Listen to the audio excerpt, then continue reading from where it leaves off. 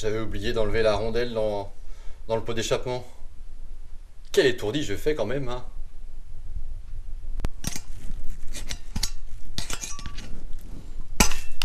Et hop.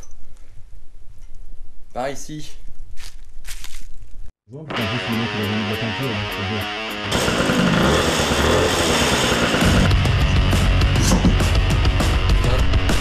Là, bon, ça avance bien dans le remontage. Là, j'ai fait des trucs hors caméra. Et ben, je te montre ça tout de suite. À l'avant, là, j'ai monté la pièce que j'avais peinte dans la précédente vidéo, là.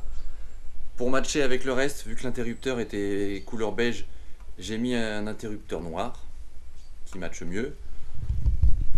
J'ai mis aussi la poulie qui est calée avec la roue arrière, graissée évidemment, le roulement du milieu, les cale-pieds que j'ai fait peindre en noir en même temps que les jantes. J'ai tout aligné, j'avais aligné le moteur aussi avec les anciens cils en bloc pour voir si tout s'alignait bien, et de toute façon il y aura toujours moyen de jouer avec les cils en bloc pour aligner. Là normalement, une fois que ce sera monté, tout sera aligné.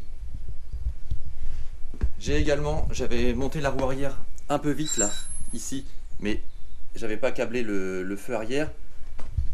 Donc là je l'ai fait, comme tu vois, feu arrière câblé. Il n'attend plus qu'à être branché sur le bornier de pneu avant. Là la patte de lanceur est prête. Je sais pas encore si je la garderai ou pas, mais bon, c'est monté, c'est calé.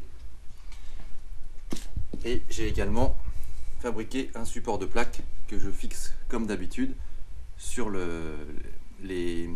Comment ça s'appelle déjà ça? Les machins qui fixent les garde-boue là, comme ça fait propre. Et la plaque, voilà, rivetée dessus, ce sera nickel. Là je vais m'occuper de changer les cils en bloc parce que je vais pas laisser les cils en bloc d'origine. Le caoutchouc a forcément séché. Donc j'ai les deux cils en bloc. Moi j'ai pris des Hutchinson, je prends toujours ceux-là, ils tiennent très bien. Ils coûtent pas cher, ils tiennent très bien. Ça fait plus de 3 ans qu'ils sont montés sur ma 88, ça n'a pas bougé.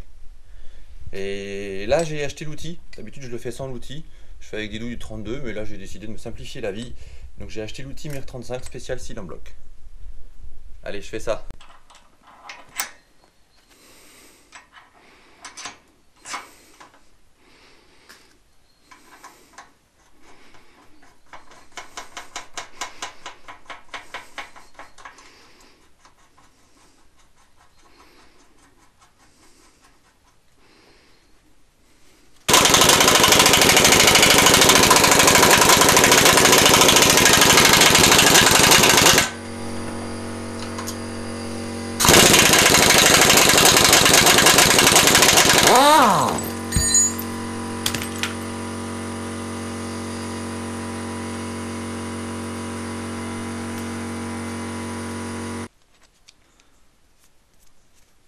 Tac.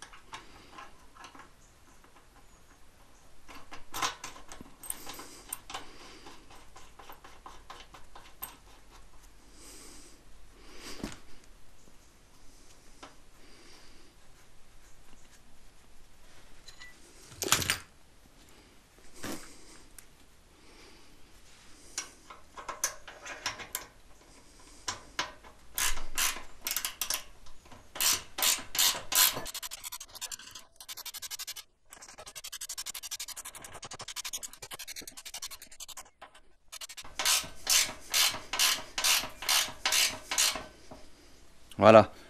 L'avantage de l'outil, c'est qu'il y a la cale dans la douille là, comme ça. Dès qu'on arrive au bout, on sait qu'on est au bout quoi. Voilà, donc là le deuxième cil en bloc est monté aussi. Tu vois, bien calé, bien à sa place. Le premier, donc tu avais vu, c'est pareil. Le dépassement, j'ai regardé, c'était exactement comme les anciens. On a bien nos 3 mm de dépassement. L'outil là, il est vraiment bien. C'est pas plus facile qu'avec une douille de 32 et une tige filetée, c'est exactement pareil. Mais l'avantage, tu vois, c'est la cale qui vient se mettre là, comme ça, ce qui fait que ton cil en bloc, il arrive en butée comme ça. dedans là, et il est pile à la bonne place. T'as pas à chaque fois à enlever l'outil, revérifier, mesurer, etc., etc. avec le moteur. Là, je sais que le moteur il sera bien à sa place. Franchement, l'outil top. Avant de remettre le moteur sur le cadre, là, il va falloir faire des trucs un petit peu, tous préparer en amont. Là, j'ai mis provisoirement les leviers de frein parce que là, je vais mettre les poignées. La poignée gauche, là, ça va être je sens que ça va être un peu chiant. J'ai mis le caoutchouc des poignées sur un radiateur pour que ce soit un peu plus molle, mais je sais que c'est un peu chiant la poignée passager. La poignée droite, ça devrait aller sans problème. Donc là, je fais ça. Là, je me concentre sur le poste de pilotage. Allez, je fais ça.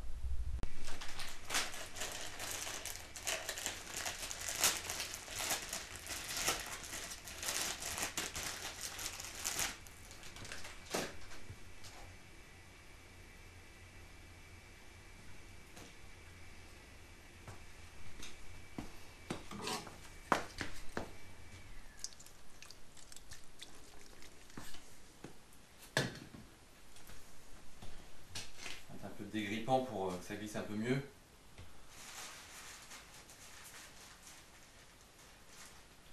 Voilà. Souhaite-moi bonne chance. Allez, le début, ça va toujours. Ah là, ça a l'air d'aller. Oh, joli. Bah, c'est la première fois que je mets une poignée aussi rapidement.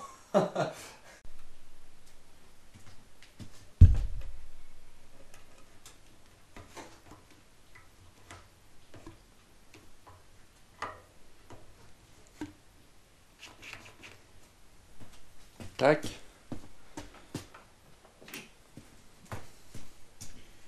Plus qu'à serrer. Là, je fais un réglage pour l'instant. Je fais un réglage temporaire. Hein. Il faudra réajuster avec les câbles et puis suivant la position de conduite aussi. Je vais ajuster les leviers pour que ce soit joli et fonctionnel. Voilà. Le commodo maintenant. Bon, ça y est, le poste de pilotage est quasiment prêt. Poignée Lusito, je crois la marque. Au niveau des commodos, le grand gagnant est donc celui-là. Comme ça, ici, coupe contact. Et ici, en poussoir, là, il y aura le klaxon. Et tu connais le teubé du jour. J'avais enroulé mon rouleau de câble autour du guidon et j'ai mis tout là et je peux pas enlever. Il va falloir que je déroule tout mon rouleau pour le défaire. Heureusement il n'y en a pas beaucoup. Hein.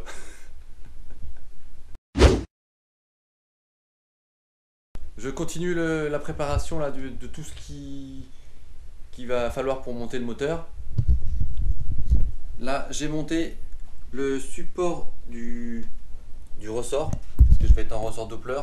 Alors pour qu'il passe là, ici, j'ai dû découper un peu la béquille au milieu là pour que ça passe et que le bout du ressort aussi ne frotte pas. Alors oui, désolé les puristes, j'ai découpé une pièce d'origine neuve Motobécane. Voilà, ça c'est dit. Sur le moteur là, j'ai mis le ressort Doppler dessus. Comme ça, il n'y aura plus qu'à le péter sur le moteur, sur le cadre, pardon. Et là, j'ai préparé la chaîne, je l'ai ajustée à la bonne longueur. Et là, je vais la mettre sur le cadre et régler la tension de chaîne.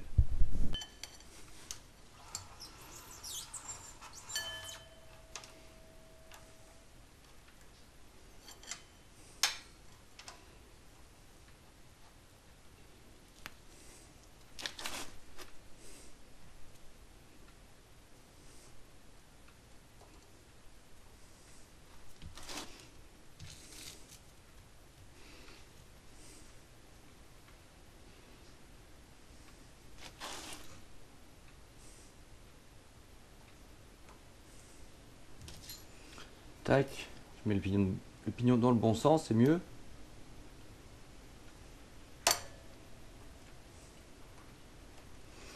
Tac. Normalement c'est bon. Tension de chaîne maintenant.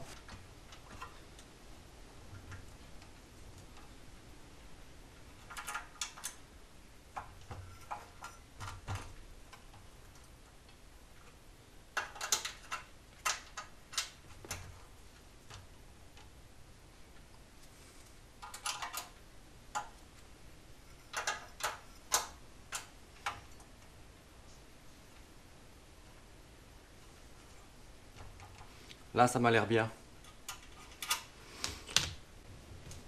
Bon, on va pas faire que de le regarder ce moteur, hein. Allez, je mets le moteur sur le cadre.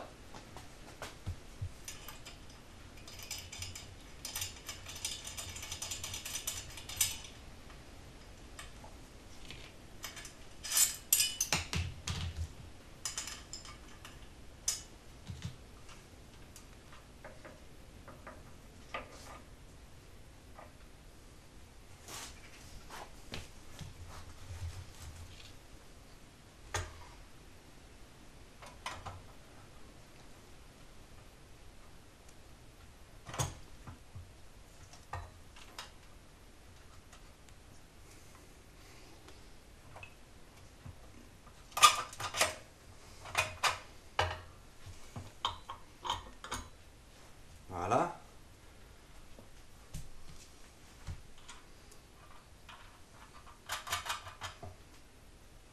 Je te déplace pour que tu voyes de l'autre côté. Hop.